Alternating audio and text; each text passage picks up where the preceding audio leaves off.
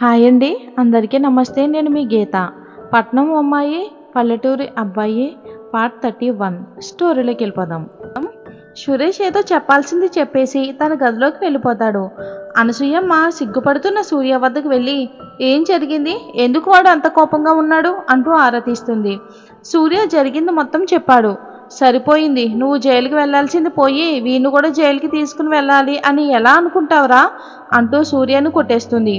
ఏం చేస్తున్నావు నానమ్మ, సూర్యబాబుని ఎందుకు అంతలా కొడుతున్నావంటూ ఆపే ప్రయత్నం చేస్తుంది సునీత. వీడిని కొట్టాలా చంపాలా వెధవా, ఏం చేశాడో తెలుసా నీకు అంటూ తనకు కూడా జరిగింది మొత్తం చెప్తుంది అనసూయమ్మ. అది విని సునీత ఏం చేయలేక మౌనంగా ఉంటుంది. ఈ తింగరోడికి నీతో పెళ్లి కావాలంట, నీకు మంచి సంబంధం చూస్తాను, వీడికి అస్సలు నిన్నిచ్చి పెళ్లి చేయను అని అంటుంది అనసూయమ్మ. ఏంటమ్మమ్మ అలా మాట్లాడుతున్నావు, చిన్నప్పటి నుండి సునీతను నువ్వే పెళ్లి చేసుకో అని చెప్పబట్టే కదా నేను సునీత గురించి ఎన్నో కలలు కంటున్నాను. అలా కన్నా కలల మీద నీళ్లు చల్లడం నాకు నచ్చడం లేదు. నేను వెళ్ళి మా అమ్మని తీసుకుని వస్తాను అంటూ వేగంగా వెళ్ళి వాళ్ళ అమ్మని తీసుకుని ఇంటికి వస్తాడు సూర్య. వరుసకి సునీతకి బావ అవుతాడు. ఏం జరిగిందిరా, చెప్పకుండా నన్ను ఇలా తీసుకుని వస్తున్నావు, ఇంట్లో పని ఎక్కడ పని అక్కడే వదిలేసా అని తిట్టుకుంటూ వస్తుంది వాళ్ళ అమ్మ కూడా. ఏంటి ఇలా వచ్చావు అని ఆరా తీస్తుంది అనసూయమ్మ. తను ఎవరో కాదు, అనసూయమ్మ కూతురు మీద ప్రేమతో వేరే ఊరికి కూతుర్ని పంపించడం ఇష్టం లేక ఇదే ఊరిలో ఒక మంచి సంబంధం చూసి పెళ్లి చేస్తుంది అనసూయమ్మ. అల్లుడు కూతుర్ని చాలా బాగా చూసుకుంటాడు. ఆవిడకి కూడా 2 పిల్లలు, సూర్య, కల్పన. సూర్యకు కల్పన అక్క అవుతుంది. తనకు పెళ్లి జరిగిపోయింది, 2 పిల్లలు. తను ఇక్కడ ఉండదు, వేరే కంట్రీలో ఉంటుంది. ఎప్పుడో సంవత్సరానికి ఒకసారి పండగకొచ్చి చూసిపోతూ ఉంటుంది. ఇక మిగిలింది సూర్య. తనకి సునీతని ఇచ్చి పెళ్లి చేయాలని ఫిక్స్ అయ్యారు అందరూ. మనవాడు సునీతను తన భార్య అని చిన్నప్పటి నుంచి భావించడం మొదలుపెట్టాడు. ఏంటమ్మా ఏమన్నావు, మీ అల్లుడు పొలం నుంచి వచ్చే టైం అయ్యింది, ఆయన కోసం భోజనం కూడా సిద్ధం చేయనివ్వకుండా ఇలా లాక్కుని వచ్చాడు. కారణం ఏంటి, ఎందుకు వాడిని తిట్టావని అడుగుతుంది.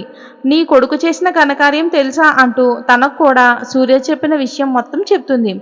వాడి సంగతి తెలిసిందే కదా, ఆ పెళ్లి ముహూర్తం ఏదో పెట్టిస్తే ఎంచక్కా పెళ్లి చేసుకుంటాడు, సునీతతో సంతోషంగా ఉంటాడు కదా అని అంటుంది సూర్య తల్లి. వాడికి ఏమీ తెలియదు, అలాంటి వాడితో సునీతకి పెళ్లి చేసి గొంతు కోయటం ఎంతవరకు సబబు అని అంటుంది అనసూయమ్మ. అంటే ఏంటమ్మా నీ ఉద్దేశం, ఇప్పుడు సునీతను నా కొడుకిచ్చి పెళ్లి చేయను అంటావా అని అంటుంది సూర్య తల్లి.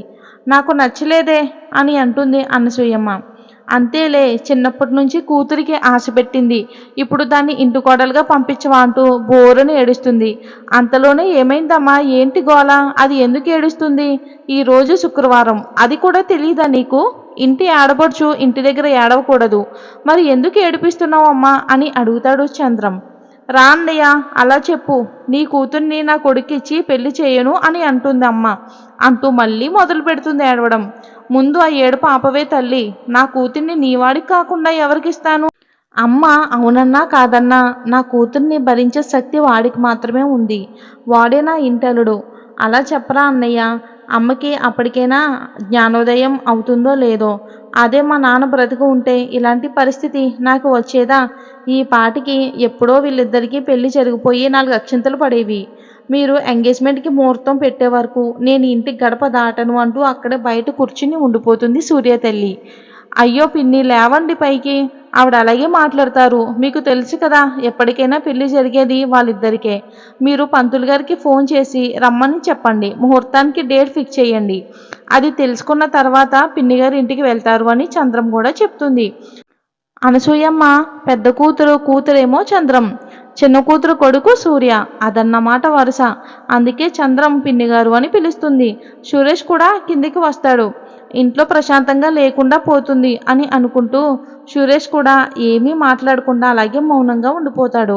పంతులు ఇంటికి వచ్చి 2 జాతకాలు చూసి ఒక దివ్యమైన ముహూర్తాన్ని నిర్ణయిస్తాడు. అమ్మ ఒప్పుకున్నా ఒప్పుకోకపోయినా ఈ ముహూర్తానికి వీళ్ళిద్దరికీ నిశ్చితార్థం జరుగుతుంది, ఓకేనా, నువ్వు బాధపడుకు చెల్లి అంటూ ఓదారుస్తాడు చంద్రశేఖర్: నువ్వైనా నన్ను అర్థం చేసుకున్నావు అన్నయ్య. కడుపున పుట్టిన కూతుర్ని అర్థం చేసుకోలేకపోయింది మనమ్మ అంటూ మూతి తిప్పుకుంటూ కొడుకుతో వెళ్ళిపోయింది అనసూయమ్మ కూతురు. అమ్మయ్య, ఒక తుఫాన్ వచ్చి వెళ్ళిపోయినంత పని అయ్యింది అని అంటుంది అనసూయమ్మ. అమ్మ, నీకు సూర్య సంగతి తెలిసిందే కదా, కొద్దిగా అమాయకుడు. మన గయ్యాలి వాణ్ణి సరిచేస్తుందిలే, ఎందుకంతలా ఆలోచిస్తున్నావు అని అంటాడు చంద్రం. నిన్ను బాధ పెట్టాలన్నది నా ఉద్దేశం కాదు. అది బాధపడితే నేను అస్సలు చూడలేను. ఇంకోసారి ఇలాంటి మాటలు మాట్లాడుకో అని చెప్పి వెళ్ళిపోతాడు చంద్రశేఖర్ తల్లి మీద కేకలేసి. ఇది మరీ బాగుంది. తప్పు చేసింది వాడు, ఇప్పుడు అందరి దృష్టిలో చెడుగా కనిపిస్తుంది నేను. ఏం చేద్దాం, ఇలాంటి మనవడు నా కూతురికి పుట్టినంత మాత్రాన తప్పదు కదా అని అనుకుంటుంది మనసులో అనసూయమ్మ. ఇది ఫ్రెండ్స్, మళ్ళీ మధ్యాహ్నం వచ్చే స్టోరీలో మళ్ళీ కలుసుకుందాం. ఈ స్టోరీ నచ్చినట్లయితే ఒక లైక్ చేసి మన ఛానల్ని సబ్స్క్రైబ్ చేసుకోండి అండ్ కామెంట్ చేయడం మాత్రం మర్చిపోవద్దు. మీరు చేసే లైక్ కామెంట్ మాకు ఎంతో మోటివేషన్గా ఉంటుంది. Thanks for watching.